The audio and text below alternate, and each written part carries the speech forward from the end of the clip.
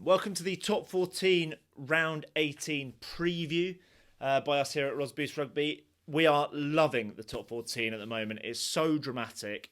Feels like there are so many teams that are just teetering on the edge of crisis or in the midst of a crisis. Nowhere is that more pertinent than their first game of the round, Stade Francais versus La Rochelle at Stade Jean-Bouin.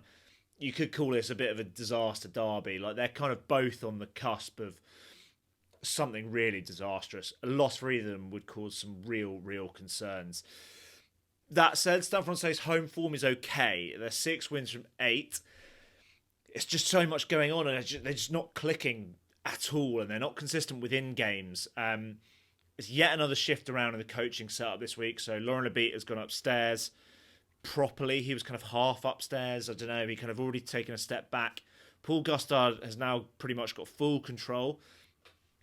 Don't quite know what to read into that because we didn't see that much of an uptick in form when he kind of took over a more senior role when Karim Ghazal left. So hard to read into that. They should have a pretty strong side out. 9 is a bit of a concern still. La Rochelle, well, they last week had loads of players back. Loads of their big name players were back, available, and they were pretty poor, really. 3 defeats in a row in the top 14, 3 pretty insipid results as well.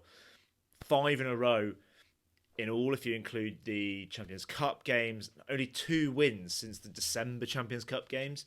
Both of them were pretty unconvincing. There's just something not quite going right there. Despite all the names, they're just not clicking. And also their away form is pretty dreadful. They've only got 1 win and 1 losing bonus point in their 8 away games. The kind of trajectory is not just the position at the moment, it's some of the performances, like the discipline and the mistakes they're making. They're just shooting themselves in the foot. Pierre Bougarit is back, though. He played a decent amount off the bench last week. He's a bit of a lightning rod for them. Normally, when he plays well, they play well. And to have him back, he played pretty well last week, to be honest, but so many of them made errors.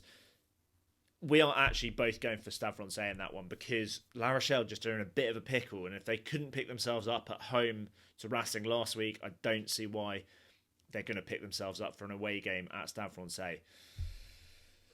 Racing 92 versus Pau, another fascinating game. Going to be tight at the bottom. Racing are 2 points behind Pau. Feels like Pau might have had this one marked in the calendar for a while, because they've had a block of 3 fixtures that were all quite winnable and quite targetable. The 3 teams below them. Is this a good time to play Racing or not? They had that win last week after 7 winless games. They weren't amazing themselves, but they won pretty comfortably, and they'll take a lot of confidence from that after such a disaster. Is this a good time for them to play Racing to after that win, or kind of still in the early stages of the new manager and ultimately some pretty bad form and some pretty bad injuries?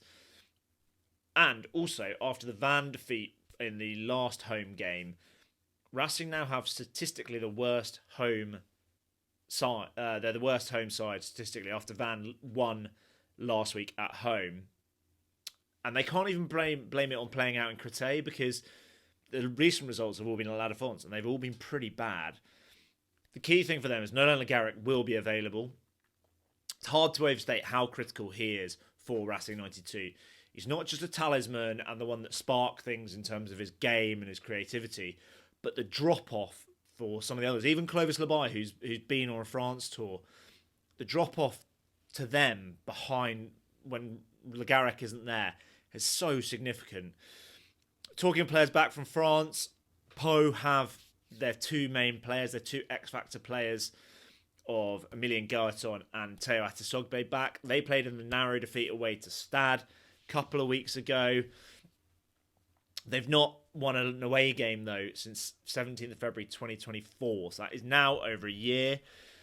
I personally quite like the matchup.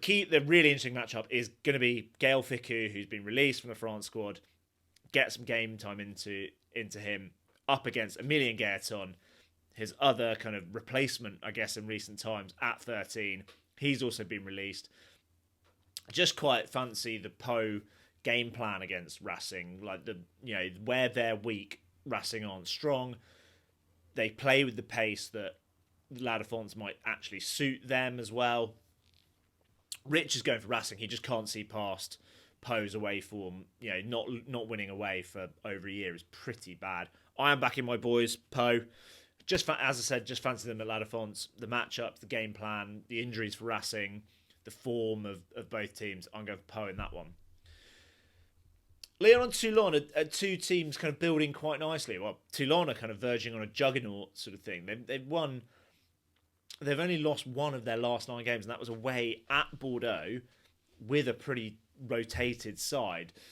Lyon last week was their first defeat in 6 games, but they led at half-time and pushed Cast all the way. It was very close right until the final minutes. Whereas Toulon kind of pretty comfortable. They didn't blow Stade Francais away, but they got the bonus point. It was a comfortable win. Few key players here. Teo William, we're big fans of. He's been really impressive in recent rounds. Quite easily mistaken for Mikel Guillard, who they don't have, so perhaps he hasn't had the credit, but also he needs to step up with Guillard not there and retained by Fabien Galtier. Slightly less polished than Mikel Guillard, but he is very industrious, very powerful. He's been in great form. They also lose some of their Georgians because of the Rugby Europe Championship. So Saganadze has been great in that back row. Niniashvili is obviously a huge X-Factor player for Lyon. Whereas Toulon are pretty settled at the moment. Would it be hard to miss the news this week that Mar Nonu, the great Mar Nonu, yes, that Mar Nonu at the age of 42, has been signed as medical joker for Toulon. Because he's signed as medical joker, he may well play, because generally you're drafted in because there's such a dearth of options that they kind of need someone in. So fascinating to see if he plays. Imagine if he plays alongside Leicester Fainga'anuku. That's a serious blockbuster centre pairing. Either way, there's going to be a test of how good the recent run of form is for both of these sides. For us, Toulon just seem a little bit unstoppable at the moment, and Lyon miss a few key players, so we are both going for Toulon in that one. Montpellier v Cast is in Béziers again. Montpellier's ground is still not in good enough shape. It was going to be at the football club in Montpellier, but it's at Béziers Stade Raoul Barrière, which is a very cool stadium. Actually, one of the bigger ones in France as well. Montpellier themselves are dipping after quite a promising period. It felt like they were building. They built some cohesion, got some good results. They won a couple of away wins. They've now lost 3 games in a row since the Challenge Cup games. There's no shame in losing to Toulon and to lose away from home, but to lose away at Vannes and the way they lost at Vannes last week, they were blown away in that first half. Will they go back to Stuart Hogg at 10? I wonder. He's been so good. As a talented player as Hugo Royce is, and we're big fans, they had that cohesion with Hogg at 10, Reinach at 9. Players come back from a few injuries. They should be all right. But Cast are unbeaten in 2025. They're kind of the form side going into this. They're playing some great rugby. And what Xavier Sidorni seems to have done is raise the standard of the whole squad. So it's kind of quite hard. The kind of guys that we thought were the weaker sides or the players he might send away are now playing really well. And it's you don't quite know what the strongest team is all of a sudden. And guys that we thought were pretty key players, he left out last week. So who knows what the selection will be, but it kind of feels like it doesn't matter at the moment because they're all playing well and they're all playing in sync, and it's good vibes of new manager bounce. So Rich is going for Cast, his boys, his team, away at Béziers. Again, like the whole Béziers factor is a bit of a thing. I'm going for a draw. Montpellier have had a home win at Béziers. They've had an away win at Béziers against Perpignan. Draw, I want to keep the symmetry. I'm going for a draw, but it also feels like it could be quite tight, could be quite gritty. Tough one to call that. Toulouse v Vannes is not really a tough one to call, I'm afraid. I'd be amazed if Vannes win this. They've won 3 in a row. They are in great form. They've lifted themselves off bottom place. Lafarge is playing really well. Michael Ruru at 9 alongside him is playing really well. They've found some form. And and there's definitely positive vibes. The fact they have managed to close that gap and then get off that bottom spot is great news. But, well, first of all, they're missing Mako Vinopola and Francis Saili, 2 very, very key players for them this season. They've been in great form. But Toulouse were frighteningly good last week at home to Bayonne. Bayonne are 4th, Vannes are 13th. There's if they were scary against Bayonne, what could they do to Van? They get even more players back this week as well. Rumat, Jalonch, Kinghorn they should get back. Capuozzo they should get back. On top of Malia and Grau playing so well. Peter Aki is back fit and playing. Mathis Labelle was on fire last week. Just some of the players that are available are so good. Richie Arnold played last week, so we are both going for Toulouse in that one. Saturday night game, Perpignan v Bordeaux. Interesting one. The reverse fixture was an absolute beatdown at Chabannes-Delmas. They put 60 points on Perpignan. Bordeaux. It's kind of... Bordeaux have kind of not been that fantastic recently. They weren't great last week at home to Clermont. They lost the week before that to Bayonne. They've kind of... The Six Nations period, or the international period, always seems to disrupt them. The Doublons does disrupt them. But they should get Maxime Lucu and Mathieu Jalabert back and available for this game, which is pretty key. Rich thinks that to have them, he's backing Bordeaux because they have that attack. We know that they've got so many options anyway, but to have their two key men, their two key playmakers available is huge.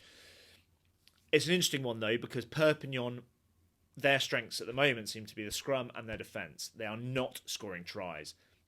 At least they're above one per game at home, but that's not very good to be not that much above one per game. I think they might even be below 2 tries per game. They're not conceding loads, so that's an interesting one up against that scintillating Bordeaux attack. The other thing is the real positivity for Perpignan at the moment is their scrum is going really, really well. Likely to be Valentin Delpy at 10, the youngster from Toulouse on loan. Tommy Allen's injured. Their other guys are injured. Delpy's Alcanya's got that horrible thumb injury. Delpy is a medical joker on loan.